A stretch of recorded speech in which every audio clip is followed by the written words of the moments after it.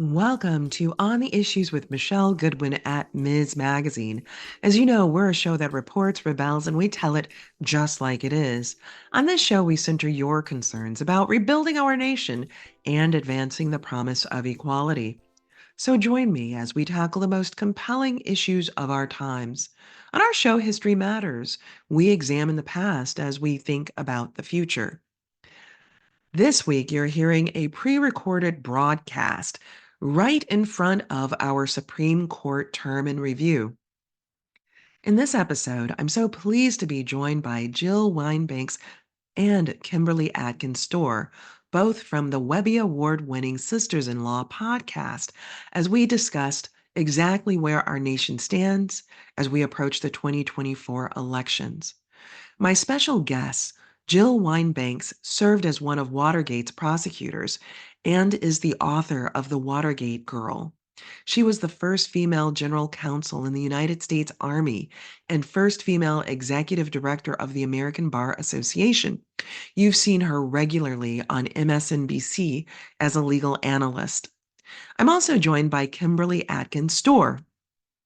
She's a senior opinions writer at the Boston Globe and a regular contributor to MSNBC. A former lawyer, she served as the first Washington, D.C. based news correspondent for WBUR and as the Boston Herald's Washington bureau chief. So sit back and take a listen.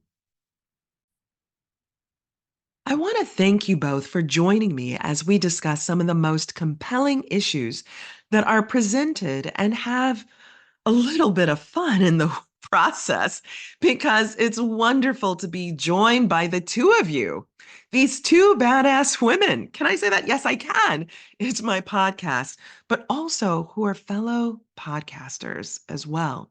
So I know you've been covering the Trump trials extensively on your podcast. I'm wondering, as we start this off, because we're in the thick of it still, how do you expect the indictments, these trials, to impact the 2024 election? Kim, I'll start with you and then switch it over to Jill. Yeah, that's a great question. I think, if anything, and I think we've already begun to see that a little bit with the New York trial, that it brings back to consciousness for a lot of people who were tuned out about the election and what the stakes are and who the individuals who are nominated are. It brings back to consciousness just who Donald Trump is, what he stands accused of doing, and the kind of people that he is dealt with in his world to help provide a contrast between Joe Biden.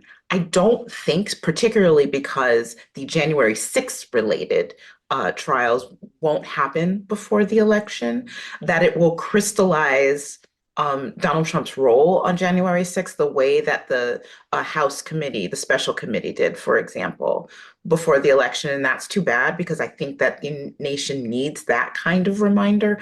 I think that does create a greater contrast between him and President Biden. And of course, I agree with everything that Kimberly said, but I don't think it's going to make much difference because, one, his people, his cult, are totally loyal and nothing will matter. And that Jill, you just used the term cult. And I know many people are using that term to describe the people who follow Trump. And I want you to finish out answering the question, but I wanted to toss that in just a little bit. What do you mean by cult? Okay, well, let me finish answering, and that might help, which is that facts no longer matter. I still remember when facts mattered. And if facts mattered, then this would lead to a different outcome in the election. But it wouldn't be just this, it would be the indictments. It would be what everybody saw with their own eyes. They would not believe only Donald Trump, they would believe what they had seen. And so what I mean by a cult is people who follow blindly a leader who has them so mesmerized that they ignore reality around them. So it really does come down to facts, and facts need to matter again. And I don't know how to make that happen. I've tried arguing with members of the Trump cult or supporters of Trump, MAGA people, and they just simply reject the facts and they believe what he says. So there you are. That's why I think it's a cult. Can I just add one thing in Oh, terms of please how do, these. because, right, I mean, what Jill said is really so powerful. And I don't think that Jill is alone. So, yes, Kim, please. No, no, I think that she's absolutely right. There is this um, just entrenched, uh, intractable level of support for Donald Trump in this country that we have seen just how inelastic it is, and which, alarms me in a way because people are either misinformed or they don't care about what the stakes are.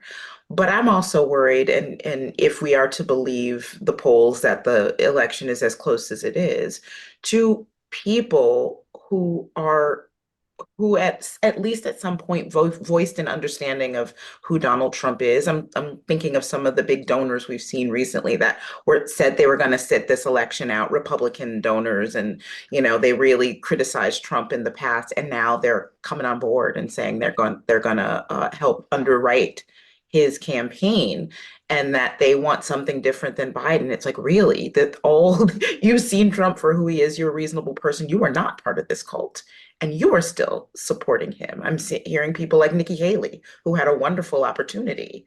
Yeah, okay. So, Kim, you tossed in that Nikki here. I didn't know that we were going to get to the Nikki, right? So, Nikki Haley has been what a complicated journey, right? There was what was the cause of the Civil War? And she said, well, it was just a states' rights issue. A few days after that, she capitulated, came back and said, well, of course, everybody knows that it had something to do with slavery. Of course, that was also ironic considering that she was the governor of South Carolina, the first state to secede from the Union. And in its secession documents, it's in the very beginning of it, the very first words of it were about this and about slavery. We don't want people interfering with our ability to be able to own this property and our ability to be able to capitalize off of owning this human property. And their perception was that the coming president could be somebody who would be in opposition to slavery. So, if we could take a moment to just circle back to what you're saying, that even folks like Nikki Haley, who once said that they wouldn't vote for Trump, now back at it again? Yeah, and it just shows how powerful proximity to power is, even if that power is vitriolic and dangerous and hateful and bigoted and all the negative things that you hit upon. And just that comment about the Civil War from Nikki Haley alone, even given all of that nastiness and the attack on democracy itself, people will still align with that power. And that's something that we've learned about our nation in the last decade or so that is really enlightening. I'm still taking a pause on Jill bringing us straight up to the cult and the fact that facts do matter. But it seems that there are so many who simply don't care about that. I do want to talk about the Supreme Court. But before we get there, I really respect the wisdom and analysis that you bring to the table, including on your own podcast. So I want to turn back one more time to this cultish behavior that has now enthralled and trapped so many Americans. What would that mean, even if Biden is able to pull out a victory, which many people hope that he will, because that will be a sign towards fighting for our democracy? What will that mean with nearly half of American voters still sharing some of the values that Donald Trump does? Jill? It is terrifying to me because I think we're in a situation where, win or lose, there is going to be, I don't know whether it'll rise to the level of January 6th, but there will be some sort of response that will be bad. I think that he's already pre-rebutted the results of the election, saying the only way I can lose is if it's stolen from me again. And people actually believe that. So we have people still believing, almost 4 years later, that the election was stolen from Donald Trump, despite all the evidence to the contrary, despite everything that will be done to suppress the vote, despite the efforts to keep him, Biden, off the ballot in Ohio and other places. I think we're in a very frightening part of America. You have him telling you what he will do if he's reelected. The Project 2025 is the most terrifying thing I've ever read. And people are ignoring that as if, well, it can't happen here, but it can. And he is better prepared to carry out those, I want to call them threats, but those promises than he was 4 years ago. 4 years ago, he didn't have the team behind him. Now, one of the first things he will do is abolish the civil service and put in loyalists who will carry out his exact orders. And so if we don't stop him at the ballot box, I don't know what we're going to do. It's going to require winning the presidency, winning the Senate, winning the House, and winning many states. We Democrats have not paid enough attention to what the Republicans have been doing for years, which is to build state power that has led to the threat that, for example, the Electoral College, if there was ever a tie, would go to the small states who are Republican because they get the same vote as New York and California and Chicago, Illinois, Massachusetts, all of that. So I think we really have to pay attention to this election and to the binary choice that it is. It really is a binary choice. Even the libertarians couldn't tolerate Donald Trump, or for that matter, RFK Jr. They booed both of them. And so it is down to two candidates. And we know what one of them promises, and we know what the other promises. And one is liberty and democracy and protection for all of the rights we already have. And the other is the opposite. So it's up to the voters to make sure that we don't lose our democracy. So as you've talked about the ways in which our democracy is so incredibly vulnerable and fragile in this space, and the promises, as you mentioned, that Donald Trump has put on the table, I want to turn to a body that there's been deep investment in. As you said, Republicans have been investing in the day that we find ourselves in, and I want to turn to the Supreme Court. There are significant consequential cases that are being deliberated right now by the justices. Just a couple of weeks ago, we have Justice Sotomayor saying that while she was at Harvard, that there are days in which she goes into her office and chamber and she shuts the door and she weeps. So I want to ask if you have any, before I get to predictions about the court, I want to pause there because that says a lot. A justice going to her office, her chamber, shutting the door and weeping. Wow. Yeah, just, as Jill was talking about the installation of loyalists, if Donald Trump returns to office, one thing that came to my mind is, well, he's already installed his loyalists in one very important institution, which is the judiciary, not just at the U.S. Supreme Court, but the flurry of federal lifetime appointments that he made throughout the federal courts at all levels in the country. It was him installing his loyalists, and they are still there. It will take a generation, even though President Biden has also made a lot of appointments to the federal courts and one to the Supreme Court. It'll take a generation to balance out the courts.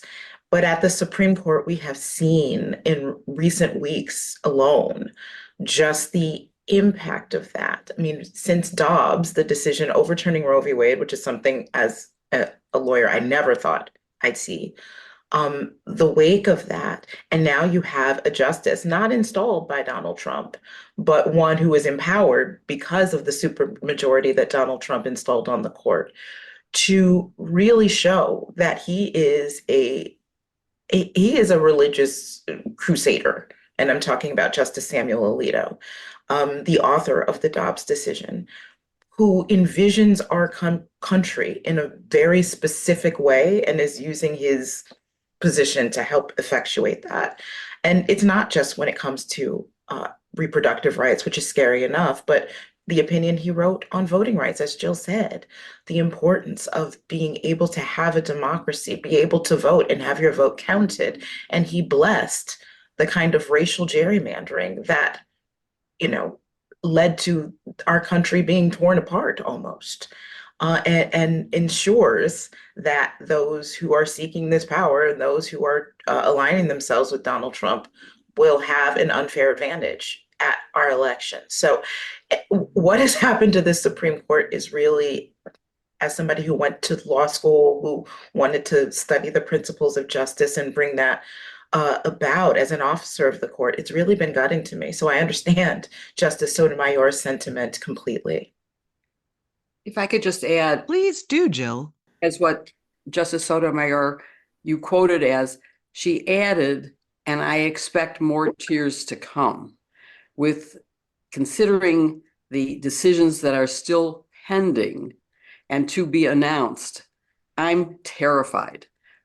Are they going to grant full immunity, even partial immunity? Are they going to send the case back to Judge Chutkan for an opinion about what constitutes official acts when it's clear that nothing that he is charged with doing could possibly, even remotely, be within the outer parameters of his official conduct? I'm really, really worried. And what does that mean in terms of whether people are willing to accept the Supreme Court's opinions? And we've already had indications from some states, well, we don't care what the Supreme Court says, we're not going to follow them. And so if they don't go extreme enough for the states, they may not be followed. And it's terrifying. So unless we do something to change, for example, add 4 justices so that we have the same number of circuits and justices. The 9 was when there were 9 circuits. There aren't 9 circuits anymore. So it's not unreasonable to think that we should enlarge the court. Now, I certainly wouldn't want the court enlarged if Donald Trump were president, because we know what we will get, and that would only be worse.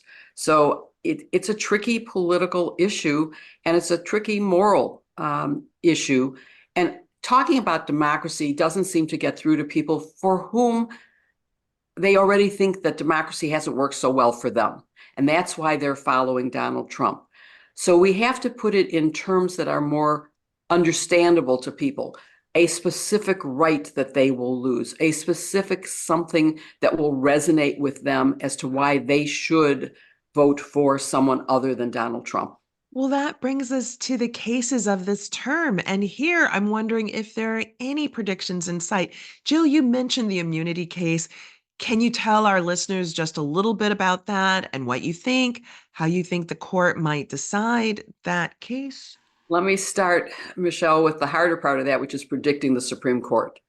And it's almost impossible because precedent doesn't mean anything anymore. They are willing to throw away 50 years or more of precedent on a lot of issues, including obviously Roe. So it's impossible to predict what they will do. Their opinion in the voting right case, in a sense, follows their last decision that said political gerrymandering is okay. I don't get when the two are so closely aligned that you could say that political and racial are separable. They aren't. In terms of immunity, the case involves whether or not a former president, while he is president, can commit certain heinous acts and be held not accountable for them, given total immunity for anything that he does. And that means whether it's part of his mandatory job or not. And it seems to me that in a case where a federal official is charged with interfering with elections, which are assigned by our Constitution to the states, has no role in it, how that could possibly fall within the ambit of his official job is ridiculous. And this should have been an easy case. It should not have been postponed for argument until April, because it was fully briefed at the District Court of Appeals, the DC Circuit Court of Appeals. And there was no need for delay for having more briefing done. And there's no reason for the decision to have been put off to almost guarantee that this trial cannot happen before the election. This trial should have happened. The argument that the speedy trial is a right only of the defendant is absurd. It is a right for all of us. It's the right for the people to have a trial when memories are fresh, when witnesses are still around, when the issues matter to the outcome of an election, to not know the answer. We've already talked about whether it will affect people's vote. And there's some polling that definitely indicates that a conviction of a felony will change votes. That's why we need to get to the important felonies. And I do believe that the New York case is an important one. I think it is an election interference case. It is not a hush money case. It is election interference. And so I think it's an important one, but I think people really would be swayed more by having the January 6th and the espionage case, the Florida documents case. Well, the Florida documents case, maybe this gets us back to the cultishness that it's not just the American voting public, but also perhaps, might you say, some of the people who've been installed by the former president. Kim, you look like you're ready to jump in on that. Yeah, no, that's absolutely true. It's that case in particular, and I wanted to give a lot of leeway to Judge Aileen Cannon, and not jump to a conclusion that she is trying to game the outcome of this case. But it's really impossible for me to come to any other conclusion than that. The rulings that she's made, and then the decision to basically put this case on ice indefinitely, is just outrageous. I mean, it's hard to fathom when we've ever seen anything like that. It's incredible. And this case is often seen as, described, or the New York case as the least important, or no, this is about national security.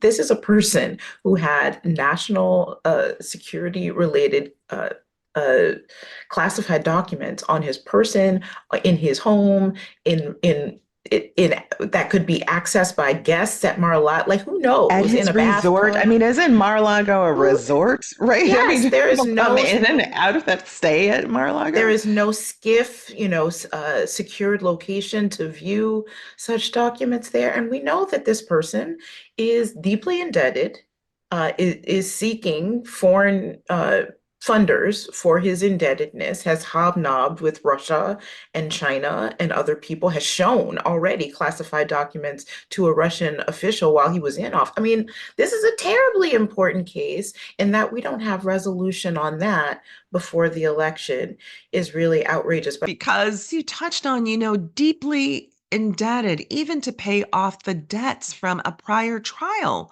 had to go and seek resources elsewhere. So deeply indebted. so deeply indebted.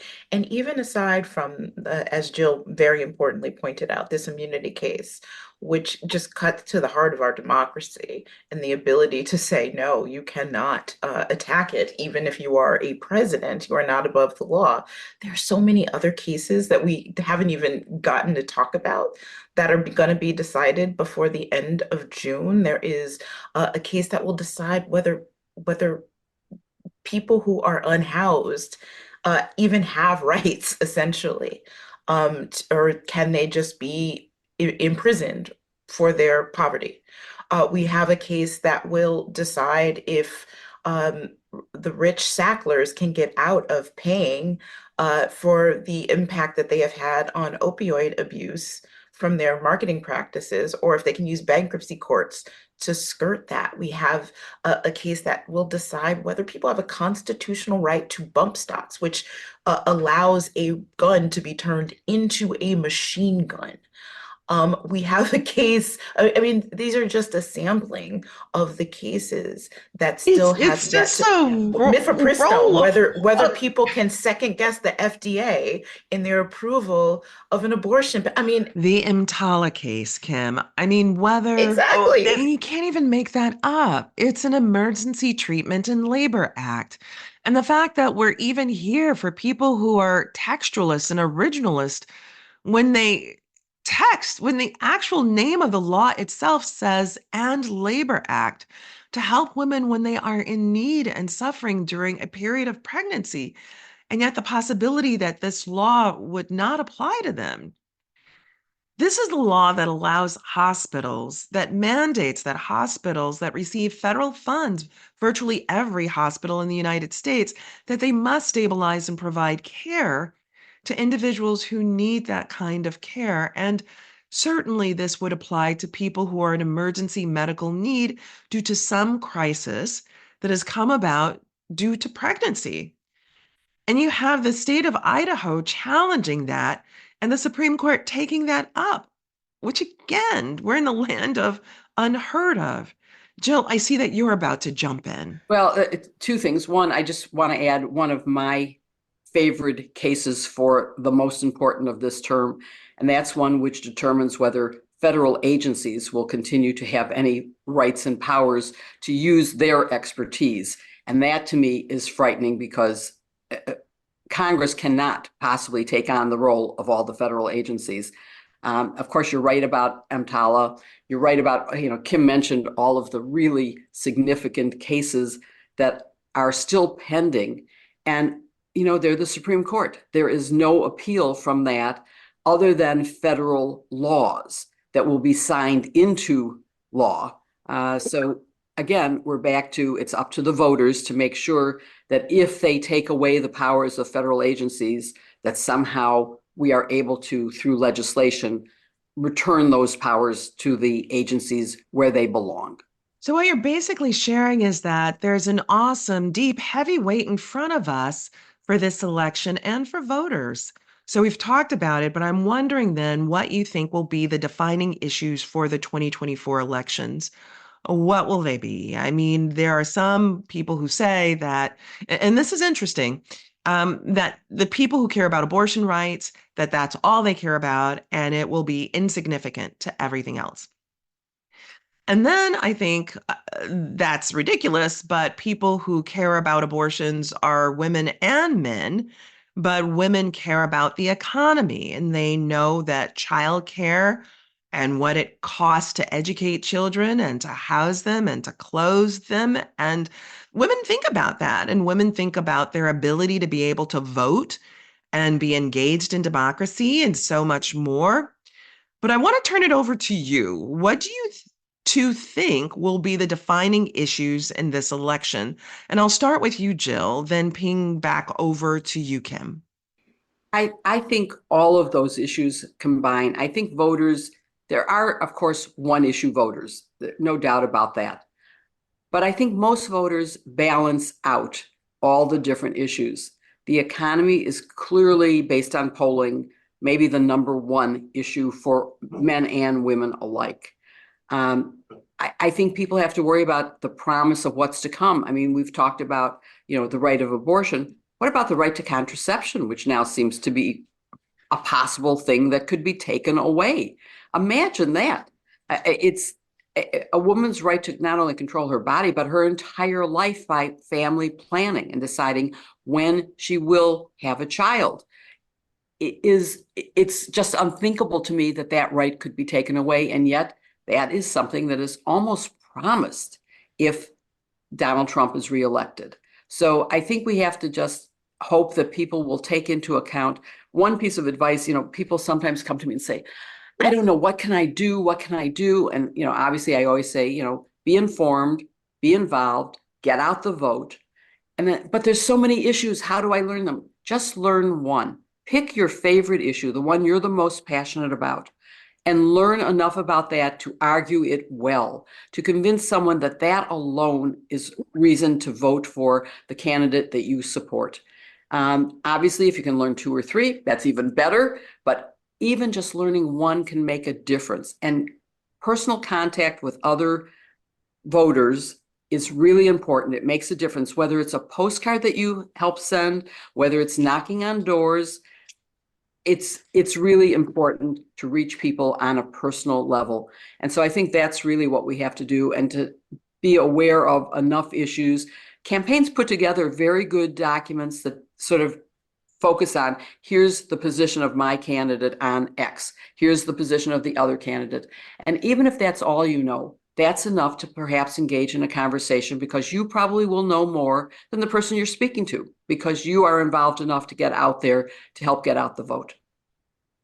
Yeah, when we talk about issues that matter, so-called kitchen table issues, elections have always been, but have become more increasingly so, I should say, have long been, and have become increasingly harder for Democrats because uh, the Republican base, the Trump base particularly, is a lot more homogenous than the coalition that Joe Biden and other Democrats have to reach out to in order to get a majority of the vote, right? And Republicans, the party is shrinking. And so they're becoming more homogenous racially, ethnically, geographically, otherwise, whereas Democrats are becoming more diverse racially, generationally, geographically, economically, and otherwise. So the issues that people care about are a lot bigger, and it's harder to make that case and keep all the different parts of that coalition together. There are people, and also even individuals who have big issues that they care about. You have to keep them engaged, people who care both about reproductive rights and also what is happening in Gaza, people who care both about, tax rates when they have a small business and care very much about voting rights. It's so much harder for Democrats. So this whole, like when I see the polls about the top three issues, I'm like, that only works for one party, y'all. That only one party are people in it with the privilege to say, I just want lower taxes. Only one party, or do people have the privilege that are just like, nah, I want traditional marriage. That's something that works. But for Democrats, you have to make the case across the board that you're good on national security, economics, racial justice, democracy, voting rights, all the things, reproductive rights, all the things. And sometimes even those things compete with one another. So only Republicans can have a top issue. I think Democrats really can't. They have to campaign on everything, and that's hard. Well, that's really hard, isn't it? Because that also means inner divides where, on one hand, the landscape has been in recent years the sort of consideration behind an idea, behind a particular aspect of the Republican Party. And it's very different when you think about where the Dems are. There's a whole episode that we could just do just on that, just unpacking that piece. But we've come to this part of our show where we look for silver linings. And so we've had a lot to discuss about the status of our democracy right now, the elections, the former president, his trials. And I know for so many that can seem so incredibly dark. But is there some glimmer of hope that you can see on the horizon? And I'll start with you, Kim. Yes. So with all of this, there is still a power that the people have, and we still have our democracy. And this is why voting is so important. I know for some, when they ask, as Jill said, what can we do? And she's absolutely right. I think talking to people, engaging is really important. When the answer is vote, they say that that feels insufficient. They've been told for years that all you have to do is vote and these bad things keep happening. But you have to understand that that is a fundamental part when we're talking about holding the Supreme Court accountable to adhere to ethics rules. Congress can do that, but only if you vote for those people in Congress. When you talk about having fair maps, we can have that, but only if you vote for people in your state houses that have an interest in drawing fair maps. It really does come to not just national, but state and local too. All of these people affect what kind of schools you have, what kind of economy you have, what kind of democracy you have, what kind of future you have. So remember that even when you despair, the importance of that vote, and get out and do it. Take your mom, take your aunties, take your church people, take your neighbors, vote. Jill, silver lining? I think Kim has really mentioned it already, but it is that we still have a democracy. And that's the silver lining, is that we still have it. We won't if we don't act. this election, I know everybody says this is the most important election of our lifetime. Well, I've lived through a lot of things, the Vietnam War, the Civil Rights Movement, and all of those elections were important, but none of them threatened democracy and our fundamental rights in the way that this election does. Please familiarize yourselves with Project 2025 and see what would happen if there is another. It's supposedly for the next conservative president, but obviously it was written for Donald Trump. And I think that that's really where we're at, is the silver lining is that doesn't have to become reality. It's up to all of us to make sure it doesn't happen. It's been such a pleasure to have both of you with us for this On the Issues episode. I look forward to the next time that we are able to do this, and I hope it will be soon. Thank you so much, Jill, and thank you so much, Kim. It was such a pleasure. Thanks for having us. Thank you. Hope we'll see you soon. Guests and listeners, that's it for today's episode of On the Issues with Michelle Goodwin at Ms. Magazine.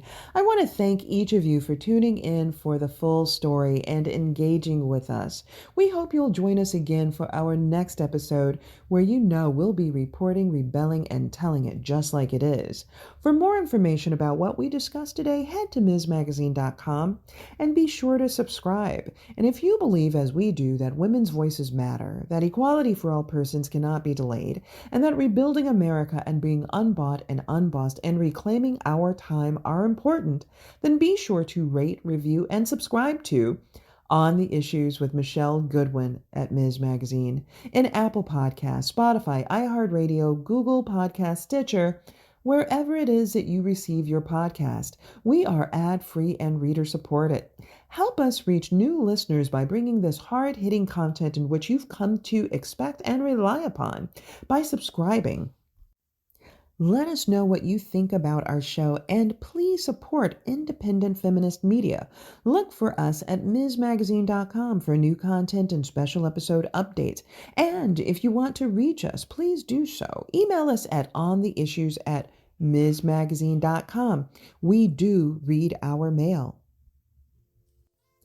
This has been your host, Michelle Goodwin, reporting, rebelling, and telling it just like it is.